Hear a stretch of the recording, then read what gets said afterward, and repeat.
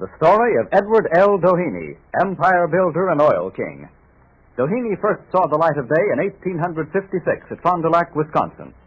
He came of venturesome Irish-Canadian stock and possessed an instinct for excitement and a mind as brilliant as a diamond.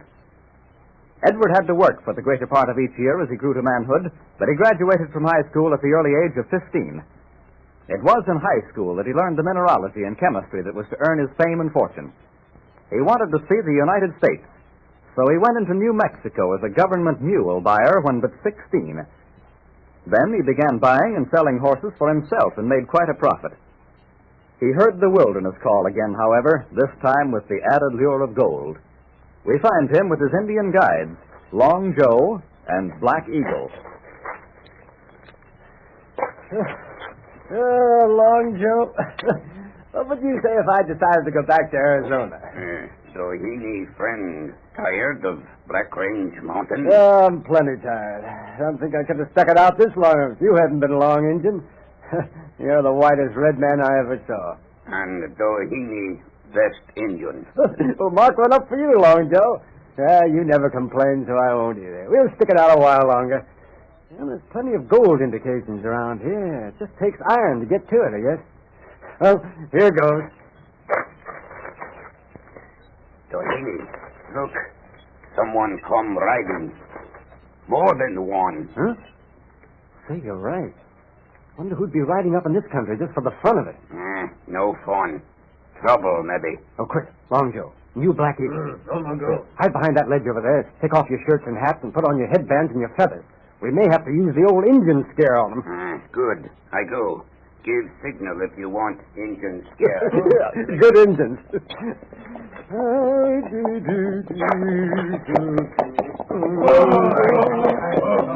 Hey, you. Well, strangers, what can I do for you fellas? Nothing but clear out. Clear out? Well, I staked out these claims. Why should I leave them now? Found any pay dirt yet? No. And you ain't likely to, so clear out. Yeah, get going, partner. I reckon you'll have to give me a better reason than that, mister. Lead poisoning is a better reason, maybe. Guns, huh? Yeah. I guess I don't have to tell you that I'm unarmed. You can see that. But why is my claim so all-fired important to you? Are you going to ride out of Black Range, or will they be carrying you? I can take a hint, mister. Just let me whistle for my horse. Well, why don't he come? Hey, what are you waiting for? It's an Indian race. Hey, we've got to you're right. Come on, boys. Let's get. Hey, look. Look, there's one of them now by that ledge. Hey, ride. Ride for your life. Come on, man.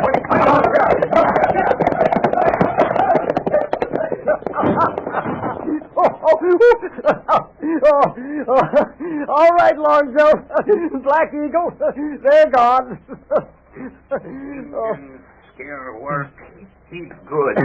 I'll say it worked good. Those claim jumpers took one look and then fanned the breeze. They'll ride all the way to the border at the rate they're going. Claim jumpers. Bad men. He's bad. Well, they did us a good turn, Long Joe. Yes, sir, they sure did. Good turn. Oh. By being so anxious to get me out of the Black Range Mountains, they must know something about the signs. We'll stay here right enough. Now I'm sure there's gold in these here hills. Why, you couldn't get Doheny away now if you used dynamite.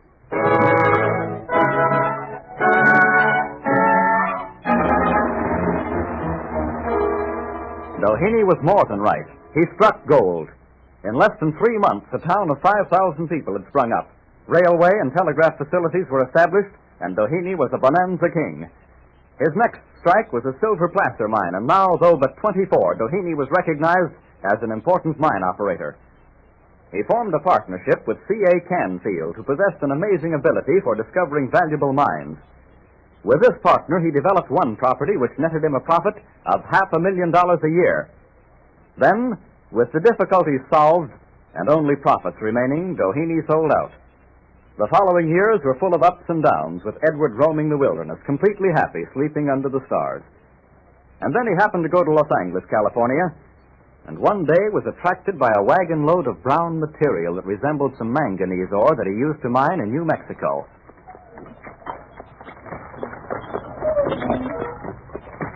Hey, driver! Wait a minute. Hey, why on earth are you stopping that man, Ed? I want to take a look at that stuff he's carting around, Canfield. Now, come on over to the wagon with me. You've got some crazy notions. You know, this is the first time that we've seen one another for several years, and you take me over to look at a wagon load of dirt. Maybe it'd be another form of pay dirt for us. Oh, you, driver. What is this you're carrying? That is Brea, senor. Brea? What's that? His Brea is all I know. I believe that brea is the Spanish word for pitch, Ed. Pitch? Pitch? Come on, Canfield. We're going for a wagon ride. What? Well, sure. Hey, move over, driver. Take us to where you got this.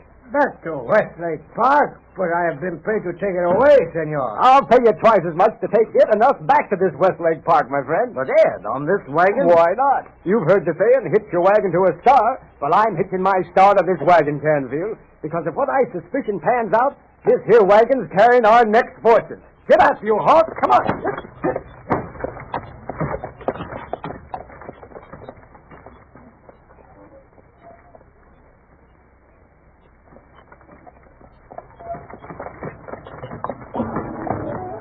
Here we are, senor. Westlake Park. Whoa there. Now, come on, Canfield. You know, if this is a wild goose chase, I'll make you pay the cleaning bill for my suit and shoes, Ed. It's a deal. Here, come on. Look at this ground here, Canfield. Why, it oozes tar. Exactly. And don't you see, Canfield? These tar exudes bear the same relation to the petroleum below that rosin on the outside of a tree bears to the sap within. My friend, there's oil here. Oil for you and me. All we have to do is drill for it.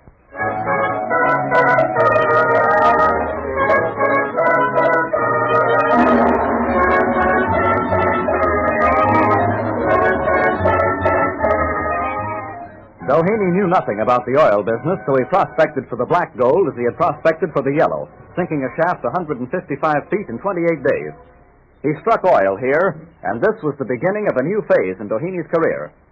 He had a hand in virtually every big oil field development in the West. His income was enormous. Los Angeles, Bakersfield, and Fullerton were studded with oil wells, the results of his confidence and determination. But Doheny became restless again. The West at the beginning of the 20th century was very different from the West in which Doheny had fought Indians, walked 800 miles without meeting more than one white man, depended on his marksmanship for his daily food. He must find a new world to conquer, and decided on Mexico. With his associate, Mr. Canfield, Doheny invaded Mexico and, at Tampico, picked up an Indian guide who led them into a dense jungle. Oh, it's hot. Yeah, but this is living, Canfield. To be on the trail again. And this Indian said he could lead me to a pool of oil, bubbling up out of the ground. Yeah, well, these Indians will say anything to get some money from you. Oh, that hunch I had in Los Angeles worked out all right, didn't it? You bet it did. Yeah, and this one will, too. Why, Mexico hasn't been worked at all, partner. She's wide open. Poor. Over here. The pool? Why, yes. I can see something shining through the leaves there. Here, come on, Canfield. Come on, let's get down and take a look. What's that noise? I don't know, but... Hey, Canfield. Look. It's oil. It's a whole pool of oil. And look at those big bubbles of gas escaping. Man, oh, man, we struck another bonanza. I'm going to buy as much of Mexico as I can and drill every inch of it.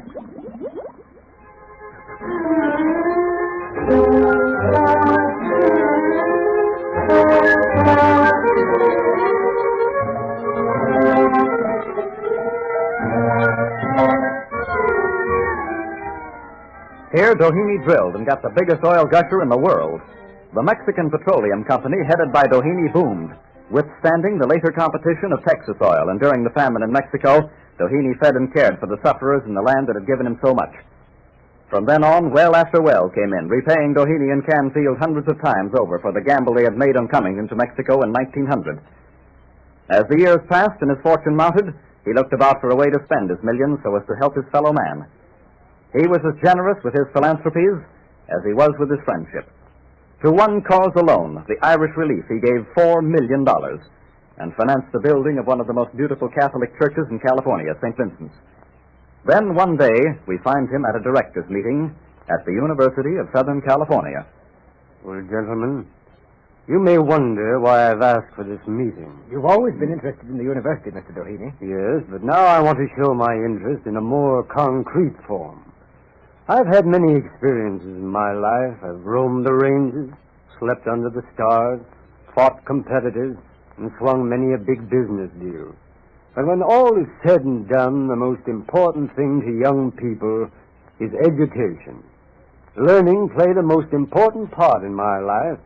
Without my early education, I doubt very much if I would now have the $1,200,000 to give toward an establishment of a library here at the University of Southern California. $200,000. Mr. Doheny, how can we express our gratitude? Well, I'm the grateful one, my friend.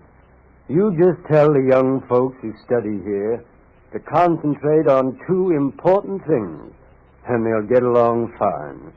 Education and friends. Yes, sir. Education and friends.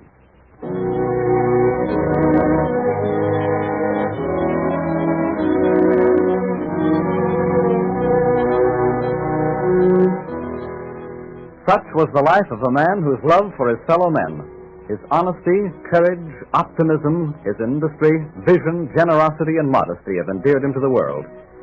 He was a pioneer by heritage, an engineer and prospector by profession, an adventurer by instinct. Edward L. Doheny, Captain of Industry.